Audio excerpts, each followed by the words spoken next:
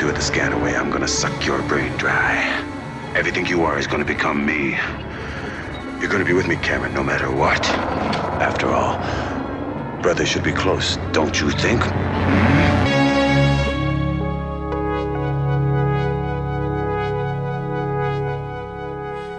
So it took a while for you to get the new issue out. So when the new issue came out today, didn't it?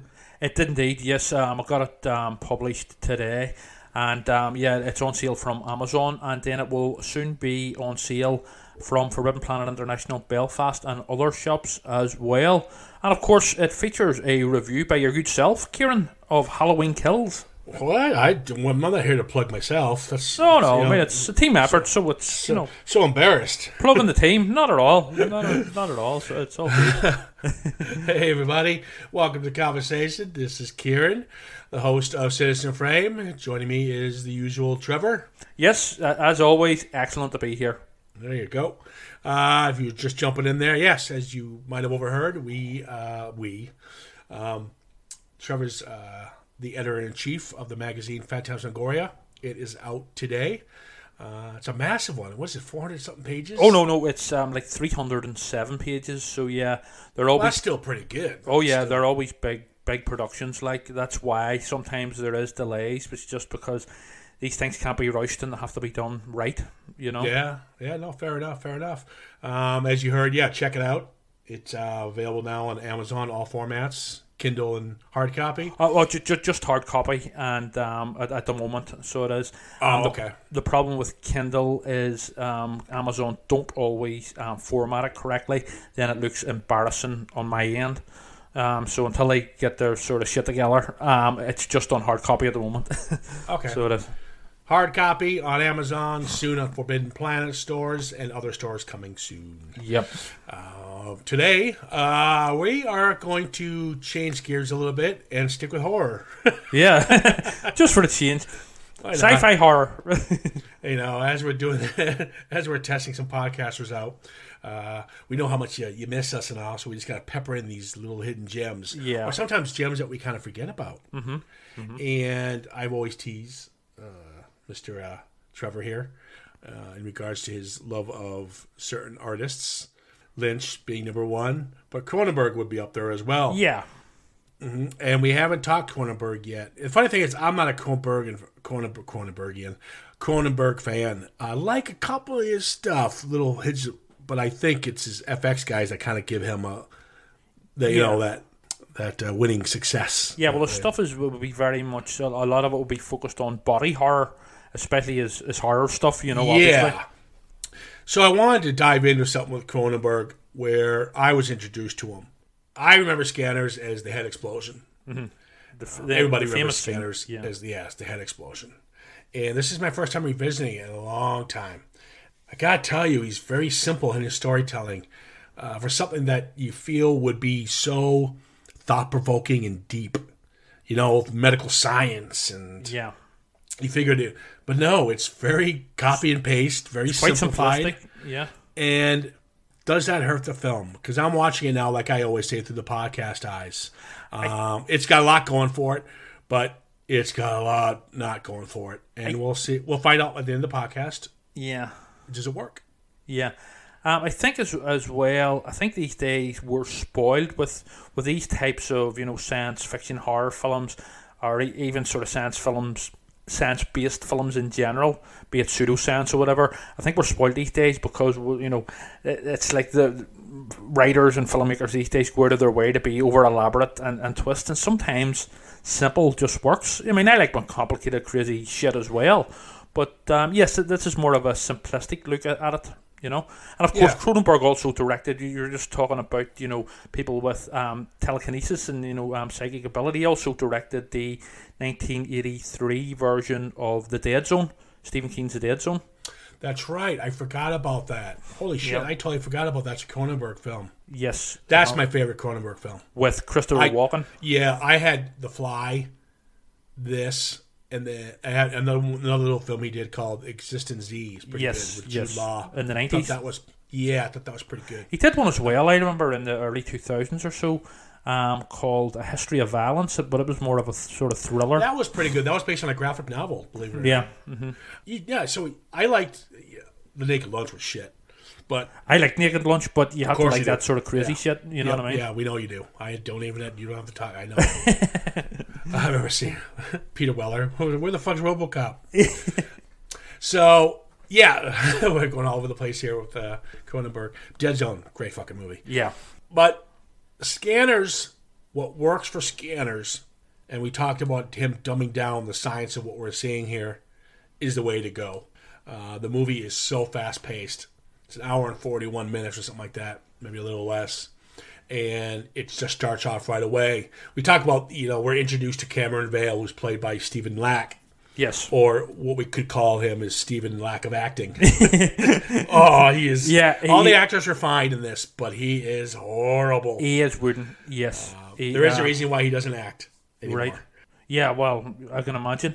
He's done nothing. And he's actually a really world-renowned artist. Right, I didn't know that. Right, yeah.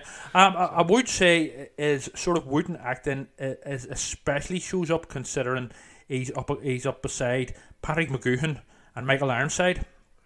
Yeah, and this was pretty much Michael Ironside's birth into film.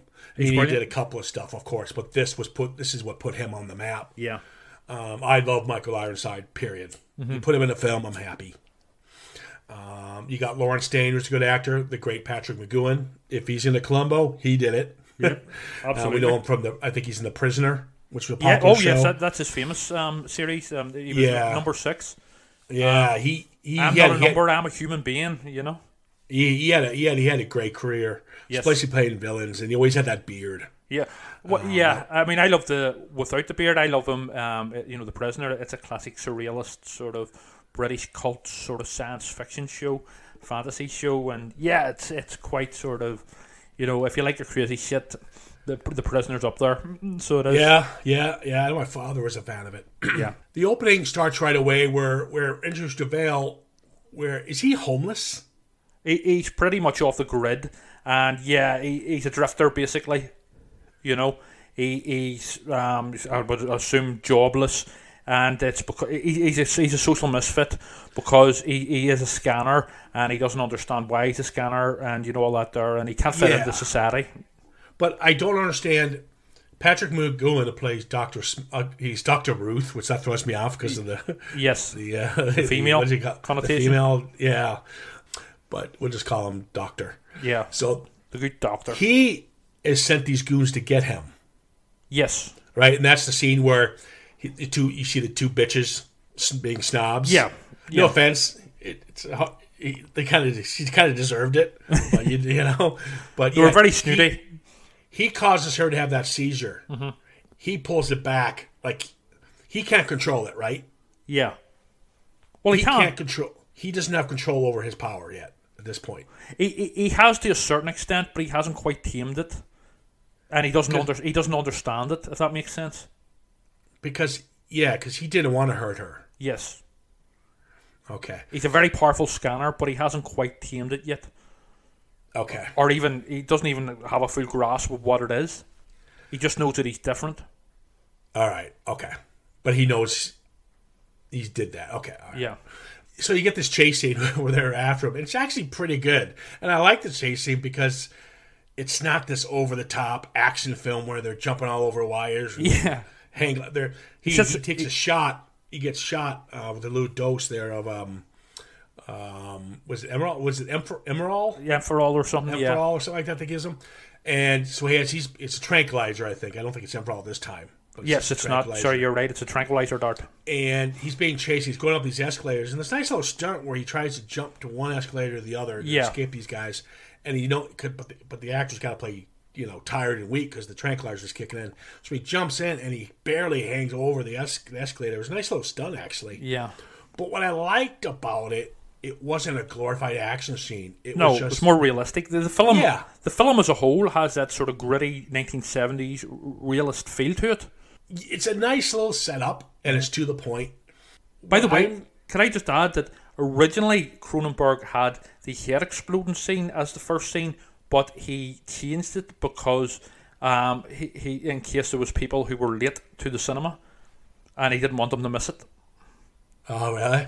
Yep. Oh, yeah. We're getting there. Yeah. This is where Dr. Paul has obviously kidnapped him, and he tells him that he is a scanner. Now, I don't get this scene. He's tied up in a bed, yeah, and all these people come look at him. Yeah. What the fuck's the point of this scene? They're like what I took from it was they're like the scientific community, and who work for that company as well. And they're basically examining him because they know, according to Dr. Ruth, he has obviously told them he is a really powerful scanner. Check this guy out. So they're basically just observing him from a safe, but they know he's sort of dangerous, so that's why they're behind the glass. But why are they observing? What's he doing? He's not doing anything. He's just looking around. Yeah, it's a bit contrived, but no, it's pretty stupid. There's no point in this scene. I think it's really just to set up, to set up the characters of the Doctor, and didn't have to do that. It's basically an exposition dump. It's not even. It doesn't make any sense. But we're going to get to, my favorite scene is actually the ending. But we'll get to this scene, which, we always talk about CGI. And again, I don't mind CGI in the Marvel films and Star Wars films, but I do mind it when it comes to practical gore effects. I agree. For me, it's, I don't mind it in sort of, science fiction, like you say, Star Trek, Star Wars, whatever, some set in the far future. But with horror and gore, I want practical effects every time. I mean, I'll tell you right now, the effect we're about to talk about, nothing can come to that. You have this day and age. It was Dick Smith, fucking genius, who did these effects. And then we had this time era, we had The Howling, American Werewolf in London, Scanners. We'll even put up there. Yes. And the fucking brilliant Thing. Yes, absolutely. And, it was a real golden era for those brilliant makeup artists. Even in Romero's zombies films and stuff. You know what I mean? There was all these practical effects and stuff. Yeah, I mean it was just a great era for those type of practical effects. Just so beautifully done. It's a great scene because you got the scanner who's in this room of scientists, like a college dorm, like a college room. Yeah. And not a dorm room. A lecture hall. Mm-hmm. He's looking for a volunteer. Who wants to come down? I won't hurt you. Just come on down. And Michael Ironside plays, I guess I'll come down. He plays Revok, who's clearly he's just looking at the fucker. He's a bad guy. Yeah. He's a fucking hole in his head. I know. Trying to drill a hole in his own head. He comes down and he goes, do I just sit? He plays the innocent guy. Do I just sit here and don't do anything? You're fine. I'll take care of it. And needless to say, he's playing with the guy. And he causes his head to explode. It is so fucking beautifully shot. It's done with like pig kidneys and dog food. Apparently, it was like the cast and crew's parts of their lunch and all were on it. Like there was apple cores and everything. And a shotgun. Yes. It's so beautifully edited. So kudos to the editor. Yeah. You can't tell it's a fake because the way they blended the shot was such a quick cut. You never really get the glimpse of the face before it explodes. It must have blown audiences away at the time. It blows me away still. It blows that fucking guy's head even worse. It's like, how the fuck do they? I mean, wow! It's an incredible shot, guys. If you haven't seen it, please, even if you just want to watch that scene, go for it. No, it's so good. I love good gore, but he gets taken into custody and for doing this, and so they know he's a scanner technically. Yeah, and you think he gets juiced what they call this drug called ephemeral. What this does, it causes them pretty much get dazed and confused and passed out, or to the point where they can't take over your mind. Yeah, it's pretty much it's your version of a tranquilizer, I guess. But what you don't see is he controls the doctor as he's about to give him the shot, but the doctor gives himself the shot. That's right. So they all think he got the shot, but he didn't. Now, the ephemeral does not affect humans. Well, regular people. So the doctor would have died. So these guys are taking him in the car. And they think he's all drugged, so he can't hurt anybody. Needless to say, he kills everybody in the car by like making them shoot themselves or making the other bad guy shoot the other bad guy. Then the car blows up. The car blows up. I love how they run out. We got to save them. I don't think they're alive. They're pretty much dead. But it's a fun little setup. You talk about your fucking show every 10 minutes, the X-Files. It had a very X-Files feel. Yeah. This film. And there's a cool little shot where the main trigger man, who's still alive, is still under Ravok's spell. That's Michael Ironside. And he puts the gun to his head, and then you see from behind the hitman guy, Revok shows up. He's a blur. And then the hitman becomes the blur, and Ravok's in full focus. And all Revok does is he just twitches his neck a bit, and then you hear the gun go off. It sets him up as a brilliant villain, and and one thing Michael Ironside does great is the sneering villain or henchman. He has that presence and that sort of angry face. You know what I mean? That sort of "do not fuck with me" face. Yeah. Oh, he plays it so well. You know that big scar he has on his his left cheek, above his left cheek. Yeah. You know how he got that? No. He got really plastered, late 70s, and he fell through a glass door. Shit. Okay, yeah. So that's how he got the famous scar. I was always wondering how he got that scar. Yeah. So we find out Consec are the bad guys. The evil pharmaceutical company. Yeah, so here's what... Okay, let's get the story going here. You got Consec, and then you got the other company. Consec but they're military. Aren't they looking to make military weapons, and they want these scanners technically? What Dr. Ruth wants, Doctor wants, is to make scanners weapons. Yeah, it's basically I think it's a commentary basically on big pharma, how because they could basically sell off these scanners to the military. Okay, so Dr. Ruth, but Keller doesn't. Yeah, there's a conflict. But Keller's the bad guy. Well, he's a plot twist, guys. He has a different plan. So the reason he doesn't want Dr. Ruth, I can't still laughing at that, Dr. Ruth to use these guys as weapons is because Keller wants to use a different plan.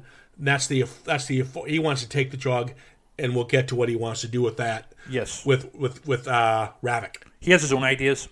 So he doesn't want the drug out there military wise. He wants the drug for himself. Yeah, pretty much. There's a security guy who wants to basically sell it off to the military. There's Dr. Ruth, who has more sort of noble ideas, although he's not completely innocent. And then there is Revok, who has his own ideas too. No, I'm confused. Dr. Ruth, he wants them for weapons to sell to the military. Reluctantly, sort of. Well, maybe not reluctantly. Guy. Yeah, he's not as good a guy as he's first set up to be. Okay, then he also created the drug, of course. Yes, I know that. Yes, and then Keller, his assistant buddy guy, his boss technically, says we're not doing that. And the reason he doesn't want to militarize the scanner, you think, oh, he's a nice guy for not wanting to do that, but no, his ulterior motive is that he's working behind with the bad guy, with the Ravok. Yes. To obviously mass produce it for another reason. Yes. Is that correct? Yes. On the face of things, that security guy is doing it for the company. But you say security guy, you mean Keller? Keller, yes. Oh, yes. I was getting confused there. Who's the security guy? He's Keller's like the head of security of the pharmaceutical company. But yeah, on the face of things, on the surface of things, he is working for the company to make the scanners into military weapons. But he secretly, he is actually in league with Michael Ironside. Yeah, okay. He's working for Michael Ironside. All right, Revok. got it. Okay. So then, I love how they try to hide that the whole film. Like Keller's talking to somebody, and you see somebody inside, but you don't see his face. Mm-hmm. Well, give me a fucking break. It's pretty fucking obvious. Like, there's only 3 people in this film. Yeah. It's really process of elimination here. So, Ruth gets Vale. He needs Vale because he's like top scanner guy. Yes. to go hunt for Revok. Because he needs to stop Revok, because Revok has these hidden little bad guy den. Yes, Revok wants to lead a revolution of the scanners over us regular folk. Okay. So, yes, but this is where I'm confused, because here's the problem with the film.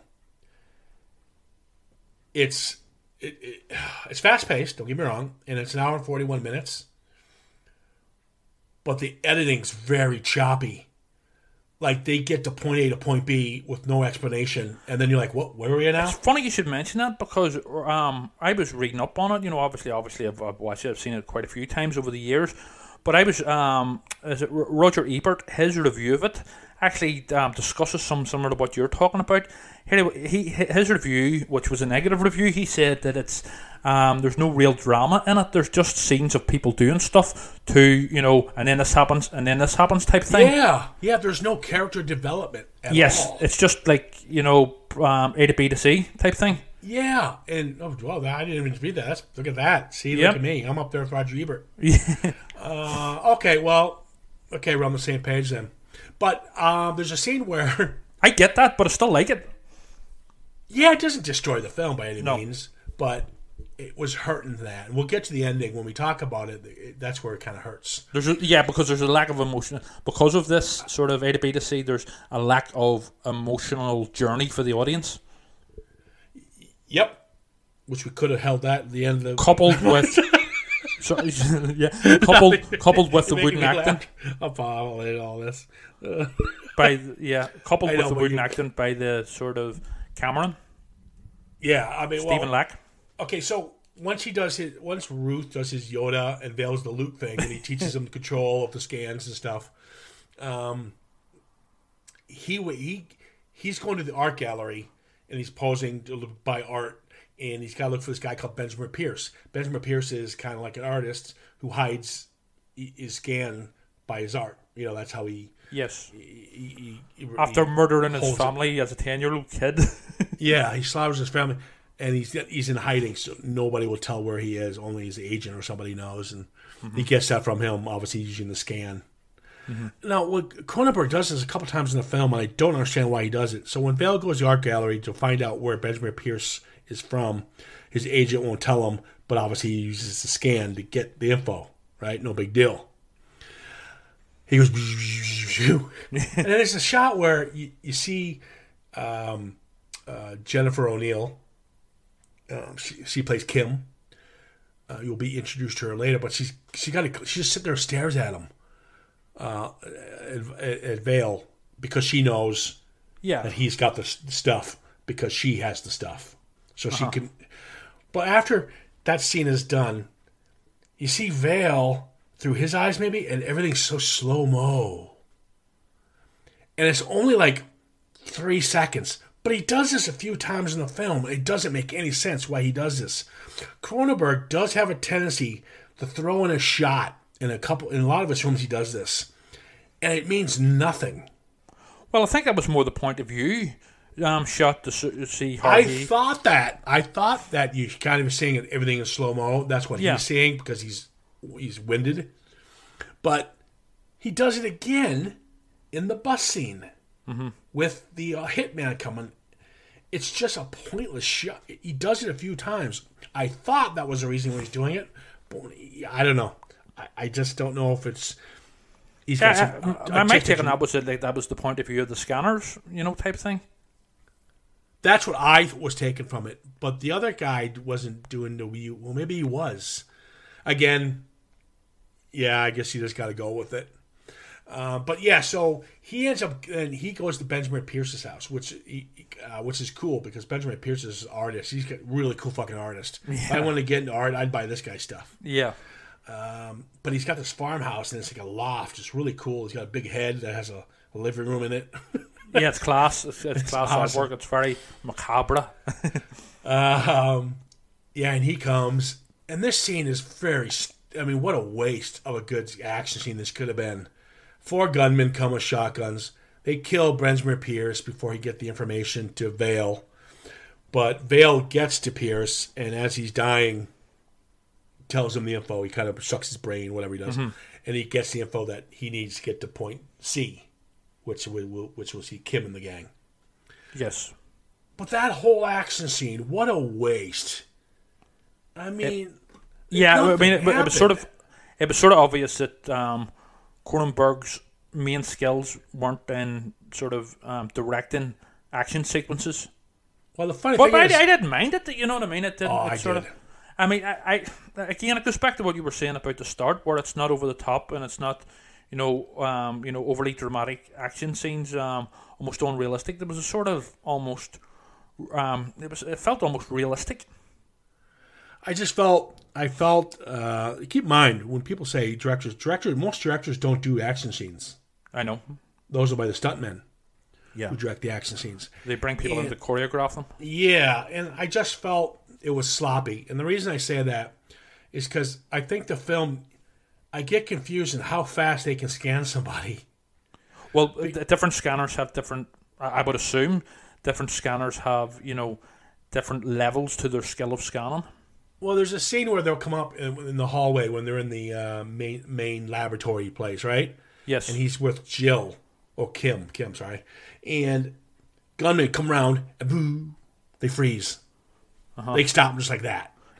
Doesn't he say something like, doesn't the gunman say, the security guard say something like, I want my mommy or something? Yeah. I don't know. Like, okay, so my point is, they come in, Benjamin gets shot in the leg at first, which he shouldn't have because the shot came from a different direction. It's just bad choreographed. But anyways, I won't get continuity error type thing. We won't get into that. But why couldn't he jump out and go wee, wee, wee, and stop everyone from killing him? He just pretty much sat in the head.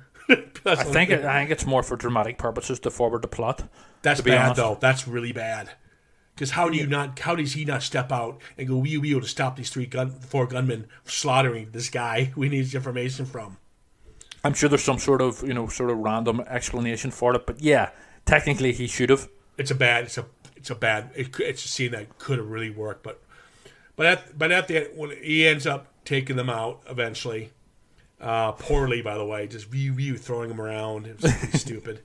And he goes up to Benjamin and he grabs his hand and he obviously gives him the info through his brain. Now there's a scene coming up, and it's another fucking wasted scene. Now I'm getting mad at the film.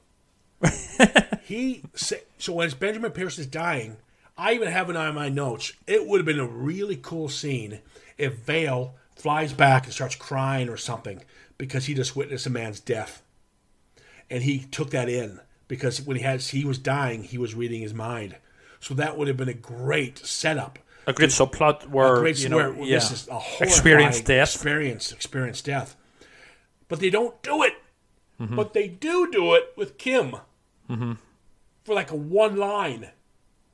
It's very sloppy, and it would have been a really great little plot. I mean, that could have been in the original script or whatever, and it was just cut for pacing reasons. I don't know. It's very disappointed. But anyways, he goes to the house where you meet Kim, and they've got these it's a little commune, little hippie commune almost. Yes. Of these scanners, and great scene. There's a great shot, and this is what does work for Cronenberg. His edits can be sloppy. We just went over a couple of them, but a lot of his edits are simplified, where we don't have to go through all this fucking backside stories or whatever. He just gets to the point. And there's a scene where the gunmen are going to go in to take out all these scanners as they're singing Kumbaya and shit, whatever, reading their brains and shit. They're happy good scanners. Yes. So but there's a shot of Michael Ironside and the two henchmen. And the two henchmen, you see Michael Ironside's face, and it kind of bleeds into these two henchmen. Right there, within 5 to 10 seconds, we know that he's controlled these two guys. Yeah, it's an excellent sort of shot and setup. There you go. We don't have to see. There's no 10 minutes. It's just go. Yeah. The audience gets what he just did. So they go in, and there's a pretty brutal scene when they kick open the door and they blow away that woman with the shotgun. It's very violent, yeah. It's very violent. They kill a bunch of these hippies. Obviously, Vale and Kim get away. And it feels real. These scenes feel realistic. You know, and they do. The violence and stuff. That's what ruins it when he didn't do the. I think it's ruined by. Okay, so they get on this bus to escape, and Kim is barely crying and goes, "I saw what I felt like for a man to die." Okay, perfect. You gave her the line, but it should have been developed and shown originally. With the artist guy when Pierce died. Mm-hmm. Does it make sense what I'm saying? No, no, absolutely. And it actually would have meant that the guy, the main guy, what do you call him again? What do you call it? Cameron Vale. It would have meant that he would have been a more haunted character. That's my point. Probably it would have been much better character development for him. Yeah, the horrors I've seen type thing. We talk about the action scene, and this was nice. I do like the bus getting gunned down, and the rest of the survivors of the attack get gunned down in the record bus. Shop and stuff. Yeah, it was a cool stunt, and they crashes into the record shop. I'll try to look at all the records to see if I recognize any of them. And they survive that, but this is where one of the gunmen gets taken over. With you. Yep. And he finds out where the headquarters is of the ephemeral plant. Yes. And now it's time to take back what they rightfully deserve. I don't even know what the story is here. Yeah, no, they're looking to get to the truth of when they're looking to find out exactly, who's behind all this and why it's happened and why they are scanners. Yeah. There's a cool line that Kim says when they're kind of taking a breather after the bus crashes, and they're talking about Revok. Mm-hmm. And she makes the line, he says something about, we're all scanners. And she says, well, we're the dream. He's the nightmare. It's a good line, actually. Yeah. Meaning, that line right there kind of sums it up where this could be used for good. This could be something that we could really develop. And like you saw that scene where they were using it and they're in like a little hippie commune, but they're at peace with themselves and they're reading each other's thoughts. No, that's I totally agree. And then you've got the one who's blowing people's heads up, and it's like the whole sort of. It's basically the sort of X-Men type thing set up, or even the Spider-Man thing. With great power comes great responsibility. Yeah. So they break. He easily breaks in. There's another, and then he goes, "Okay, I know where the plant is." This is like Halloween 3. Yeah, they just arrive there, and it's cool. Yeah, he shows up. He shows up. He's in the computer room. We're like, where the fuck did you get in the computer room? He's in a hazmat suit. Could be explained that he sort of controlled people to get in. Yeah, I know, but there's it is a bit fucking easy. Like there's certain scenes you do need to show us. I mean, this is a heavily secured place where all these guys run about with guns and stuff. But yes, it would have been nice to have seen him maybe do the Jedi Force trick on one of the guards or something, to get into it. The problem is, if you see from another scene where they control the guards, they're all loopy in their dazed. People will catch on. What the hell's happening with our staff? They're all loopy and dazed. But yeah, and he finds out there's this thing called, was it ripe or tripe or? Yeah, something like that. Yeah. Well, he finds out that they're harvesting this drug behind Dr. Ruth's back. He doesn't know that there's another plant that is going to use this for bad. Yes. And where he wanted to use it more for, good or at least controlled. Yeah, he was sort of a flawed sort of genius where he wanted to sort of help evolve the human race. But he went way above his head and sort of it went out of control. Don't you think this film, especially with Keller and Dr. Ruth, and especially Revok, plays like Bond movie, like Bond villains? Yes, absolutely. And even the setting in the sort of laboratory, the 1970s and 80s sort of, that plays like a sort of evil Bond villains sort of base. Nothing wrong with it. With all the guards and stuff, like you would see in things like Never Say Never Again or Moonraker or something, Yeah, I brought me back to like Moonraker and Spy Who Loved Me kind of stuff. Yeah, that's sort of Roger the Moore 70s, style. Early 80s type of Bond film. So, let me get this. So they get kidnapped again. Uh-huh. This time they're separated. And Ruth doesn't know Keller's the mole. The entire audience knows he's the mole, but not Ruth. So Ruth's for all his sort of scientific genius, he can't fucking spot the obvious. Yeah. So Ruth is talking to Vale in one room, and you got Keller, who's about to kill, obviously, Kim in the other room. Yes. And this is the bomb part where he tells his evil plan. I know, exactly. And Ruth kind of lets his buddy go, and Kim ends up, superpowers to stop. I don't know why she didn't kill him, but she didn't kill Keller. Probably because she's more of a pacifist. Yeah, she's like a heavy type. I suppose that makes sense. So she runs out, and then Ruth goes into the room where Keller was knocked out, and then Keller blows his head off. So Keller kills Ruth. Yes. Here's what I don't get. When Ruth gets it, Vale feels it. Why? Because he's his father. He's his son. So that's the reason I was wondering, because they don't bring that up till the end of the film. But yeah, okay, that makes sense then. He felt a disturbance in the Force. Yeah, well, that's why I got the whole Yoda Luke thing. Yeah, well, it's like whenever when the original Star Wars, whenever Alderaan gets blown up, and obviously Obi-Wan Kenobi hasn't seen it, but he feels it. There's been a great disturbance in the Force, It's something like that. Yeah. Only it's a much better voice than my impression of him, obviously. So they escape the factory within seconds. Yeah. Get to a phone booth, and they decide he's going to hack with his scanner thing. He's going to use dial-up. I must admit that while this film, although it's like science fiction horror, that did stretch things for me a bit. Whenever he hacks a phone and a fucking computer, we have to look at the fact though, and we do. We're laughing at that now because of the technology we use. Yes, of course. But back then, they were probably like, "Wow." Yeah. So I can't make fun of it, but I have to. Yeah, but I mean, it is a bit ropey, and I love those techie guys that are sitting there. And did you see the Keller threatens them and stuff? Did you see that's what I was thinking. Bond. Yes. Did you see the one computer guy who did it because he decides, oh my god, who's in there? Somebody's hacking us, and all of this is like 2 digits coming on the computer screen. The big clunky computers and stuff. Yeah. I mean, it's kitsch, and I love all that. There, it's I enjoy it. Yeah, it's good fun. But essentially, that was a very early internet hack. What he did. Yeah, he used dial-up with his head. Yeah.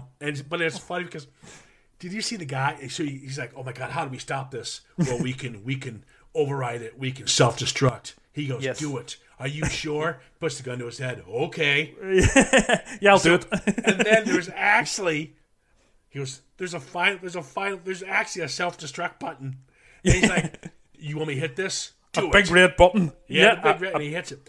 Did you see that guy's mole on his face? Yes, yeah. That was fucking huge. It was almost like the big red button itself. Oh my god, I was so hypnotized by that guy's mole.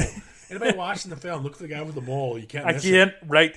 I'm gonna hark back here to classic Doctor Who. You would have got these sorts of scenes in the John Pertwee era in the 70s, where it would have been set at a sort of some sort of scientific base, and you would have had some sort of evil genius, and there'd be big clunky computers. It happened regularly, especially in the John Pertwee 1970s era. And you know what? Happy days, because I love all that. You have these computers in the great movies, even in the 80s. War Games had them, that's a great film. And so did No Way Out and all these sci-fi. This was cutting edge technology at the time. The Black Hole and all these films all had these big clunky. We just talked about Bond. I love all that. It reminds me of school. Our school had one computer, our primary school, and it was massive. It was one of those big BBC micro computers, And I mean, it brings back good memories of watching films from that era, and also TV shows like Doctor Who, and it's a solid thumbs up from me. And yes, people these days laugh and stuff, all that there. And I know we sort of are as well, but we're not we're laughing affectionately. You know what I mean? It's like we have a big smile on our face. We're not sort of being looking down and being snoopy. Yeah. Oh, I agree with that 100%. We're laughing with it, not at it. Yeah, absolutely. So I love how he goes, "Oh my god!" And the guy has the shades on. The computer guy has the shades. How the fuck? Why does he have shades on? Indoors? Is he Bono? Yeah. He goes, "Don't worry, man. We're all good." And all the computers explode, and they all get thrown through glasses, and Keller's killed. What a boring. He gets blown through the doors. Yeah, he should have had a better death because as Vale is using dial-up, the whole place explodes. And the phones explode. Did you see the stunt? Oh my god! So they had to run away from the phone booth, right? And then the phone booth blows up. Yeah, but did you see them? They're completely stunt doubles. I mean, wasn't even close. It was like, it was bad. Stuff like that. I love stuff like that. You know what I mean? I know, but with Cronenberg, there's something about him you wouldn't expect. You have to, it was one of his earlier films. The one thing about Cronenberg, you would probably think it would have a little more continuity. He'd be a little more cleaner with that. Apparently, there was problems with this behind the scenes with this film, including it was rushed. The film was rushed by, I believe, the studio, and they started filming without a finished script. Also, the Jennifer O'Neill and Patrick McGoohan did not get on well at all, and there was a lot of friction behind the scenes, apparently. Well, they're barely in the movie together, so worked out. Maybe that's why. Yeah. That's why they kept them in separate rooms from Keller. But we find out the big twist. The big twist is when he broke into this mainframe, he found out all these doctors who've been shipped ephemeral. Yes. So he goes to this one doctor, and as he's talking to the doctor, where'd you get this ephemeral drug? Kim found out she's just been scanned. And he goes, "Oh my God, you just been scanned by that woman over there? Not the woman, the baby in her belly." Yes. And you find out that they're breeding them. Yes. They're giving these mothers this drug to pretty much experimental drug. Yeah, new army. It's very much this side of the plot and this twist. It's very much Cronenberg's commentary on the thalidomide scandal, which was a real life thing back in the 1950s and 60s, where pregnant women were given this experimental drug, thalidomide. And obviously took it in with trust of the doctors or whatever. But the side effect was that the children were born with horrific deformities, and like shrunken limbs and limbs that weren't fully formed and stuff. And that was big news up until about 20 years ago or so. You would have seen even here in Northern Ireland. It was. I remember there used to be a woman on the news regularly. She was basically she was campaigning for survivors of thalidomide. But Cronenberg does this because it's like his commentary on these sort of medical science scandals, or even what's got these medical type things. Even with his version of The Fly, he also that's very much apparently a commentary on the AIDS epidemic at the time. Yeah. Well, that's I can see Cronenberg doing that kind of stuff. Yeah, he's a clever guy. Yeah, he'll pepper stuff in like that. Well, a lot of artists, a lot of directors probably do that. Yeah, but at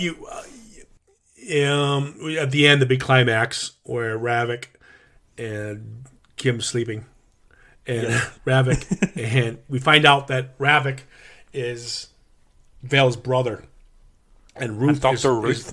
Ruth is the father. And they got the experimental shots, obviously. And he's like, "Go fuck yourself. You're not my brother." And this scene is fucking. Talk about effects again. It's brilliant. Just brilliant. Yeah. The veins come out. Can I say as well, face. just before we go on to this, that the whole "I'm your brother" is very sort of melodramatic and soap opera and cheesy as well. But it works. It works in this film, in the context of this film, and it's very James Bond too. Where well, it was later confirmed in Spectre that Bond and Blofeld, the evil mastermind Blofeld, are brothers and stuff. Well, they're not brothers. They're adopted. Yes, that's right. They're like sort of adopted brothers. Yeah. But so that was very James Bond and that sort of. Yeah, no, it is. But it's a great when he goes, "I'm going to suck your brain dry." It's just brilliant. Nobody does sneering villain better than Michael Ironside. Yeah, he's good, and he just. And the veins coming up, and you don't know who's winning. His veins are coming up. Brilliant. And the gore is brilliant, and obviously we think Revok wins. And at the end, when Kim comes in, "Oh my God, where are you, Vale?" "I'm over here," but he's in Revok's body. Yes, it's brilliant. So he's taken over his complete yeah. I love the shot as well, where they're having this scan off, for want of a better phrase, and Michael Ironside's eyes like go into themselves, and they're just pure white. Yeah. It's pretty cool. There's a scene where he's doing that. That whole scene where Michael Ironside, because he's such a better actor than this fucking idiot. Oh, big time. The way he was selling it, Lack was slack. Lack was just sitting there. That was slack. He was horrible, but he just sells the scene. The thing with Lack, in my head, rewatching it a couple of times recently. In my head, I've tried to justify it as that his sort of wooden acting, now this is just me in my head, that his wooden acting can be explained away by the fact that he is this disturbed scanner, and that's why he is so odd and distant and sort of, but in reality, he's just wooden acting. No, I'll give you an example. You can use that, you're right, for certain points of the film, but when you're scanning someone and your brain's being ripped apart, he's just sitting there looking bored. He's just sitting there going, do I shake now? So anyway, type but thing. And here you got fucking Michael Ironside just giving it all. And there's that whole scene right there. If you look at it again, it's amazing how much he looks like Jack Nicholson from The Shining. Yeah, absolutely. Incredible. But yeah, Revok does die, but not spiritually wise. The body still lives on as Vale takes over. And there we go at the ending. It's an excellent twist. Final twist. Listen, guys, the film has its flaws. I'll say right now that the visual effects are fucking brilliant, and they can, and even by today's standards, none of these assholes who are making films now could touch these effects. They're too lazy too, anyway, because with effects like that and the aforementioned, American Werewolf in London, the hurling and stuff, you know what I mean? These guys, these special effects artists, they give it their all. It's almost like studios and the special effects artists are a bit too lazy, because fuck it, we'll just CGI it. Yeah, type we'll thing. Fix it in post. And that's lazy. Whereas these guys were artists. These special effects artists, they were genuine and they were fucking hard working and highly skilled. Besides the effects, the film's fast paced. You got some core actors there. But it's got a fun story. It's got some cool little stunts, but the film does have its problems. It's got really bad editing issues.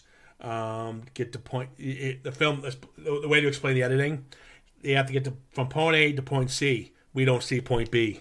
You don't really get invested in it dramatically, and that's the problem with the film. There's no real drama between Kim and him. There's really not that moment where they can talk for a bit. They try to have one. Doesn't really work. There's no emotional center. Yeah, it's an hour and 41 minutes, and they could have given us 5 more minutes of something to give us you feel sorry for these characters. You couldn't give it actually, I was rooting for Revok. He was the best one. So was I. I usually go for the bad guys anyway. They're always the most interesting and best characters. Yeah, but he was the one who kind of pulled the film together. He was the one you kind of rooted for. Even Dr. Ruth, Patrick McGowan brought something into it. You kind of liked the guy. You knew he wasn't there to hurt anybody. He was just more the older, more experienced actor there. There's a sort of almost like an Obi-Wan Kenobi sort of character, sort of. Whereas the main story is about Cameron and Revok, going head to head. Revok is actually quite a sympathetic villain as well, especially at the end where he explains his diabolical plan. Yeah, I mean it's missing a lot of elements. I'm not going to tear the film apart. It's not Cronenberg's best. You got Dead Zone and The Fly, which are far superior films. But damn, this is a nice outing. Like I said, I'm not a big fan of most of his stuff, but he's got 3 films I really like, and Existence 4 films. Sorry, I like Cronenberg. Videodrome as well. Of course, yeah, I'm not hating that film. I like Cronenberg as an actor. I liked him in Nightbreed. He's brilliant. He always plays really cool, creepy characters. He was in the movie. Oh, great! I love this series called Slasher. Mm-hmm. And he's one of the main leads in the movie, in the Slasher season 4. He's in the recent. I haven't seen it yet, but he's in the new series of Star Trek Discovery. Yeah, he likes to act. Jesus Christ! He's also in. He even did Jason in Space. I was going to say Jason X. X. He even let them use his DP, the guy he uses all the time, who did Dead Ringers and all that. Mm-hmm. So I like him. I like the fact that he's just willing to go out there and do other stuff, and I love the fact he loves horror. Yes. So I would describe Scanners as A flawed classic. I wouldn't call it a classic. All right then. Sorry, a flawed cult classic. No, I don't know what I would go with. I think it's good. I'll give you a cult. I'll give you a cult classic on that one. Yeah. I think the reason I call it a cult classic, the people I know don't like this film. There's no hate on it, and the stuff I didn't like, you let it slide. I mean, you give me fucking heads explosions and veins popping and shit. Yeah. I'm happy. And he put the right enough action in the film. Mm-hmm. There's enough action in it to keep you going. The hour and 41 minutes flies by. You know. And the score was good. I like the score. Mm-hmm. But there we go. Yeah, but it's a gem of a film. It's a good little film. I own it. Yeah. I enjoy it. When it comes out 4K, it's going to look nice. There you have it. We're done. Cool. There we are. We're going to wrap this one up. This one went a lot longer than we thought. But what the hell? That's what it's all about. It's not about the timing. It's about the dialogue. If the conversations are happening, we're going to keep it going. We're not here to edit, people. We're here to have a conversation. Yep. That came out pretty good. Guys, thanks for joining us as usual. Trevor, thank you. Always a pleasure. Look for us on Instagram at citizenframe_podcast and, of course, Facebook. Give us your likes, dislikes. Send us a message, what you would like to hear. You're not doing it. I'm getting angry because otherwise we're going to keep picking, and it's going to eventually we're going to have to come to fucking David Lynch. So you guys better hurry up and pick something. Otherwise, Trevor's going to get something in the bag here. Blue Velvet. Oh, Jesus. But that one's, we're done. Guys, have a good night, or day, or morning.